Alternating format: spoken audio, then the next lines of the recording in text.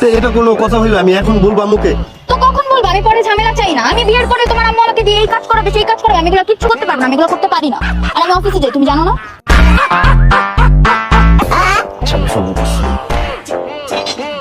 Hello আম্মু, ওই যে তোমার হবু বৌমা বলতেছি কি, ও ওই যে কাপড় চাপড় এগুলো ধুইতে পারে না, বুঝছো? আচ্ছা, সমস্যা নাই, ওর বাপের অনেক টাকা, ও নিজে অনেক টাকা কামায়, ও ওয়াশিং মেশিন কিনে নিবে না, সমস্যা নাই, সমস্যা।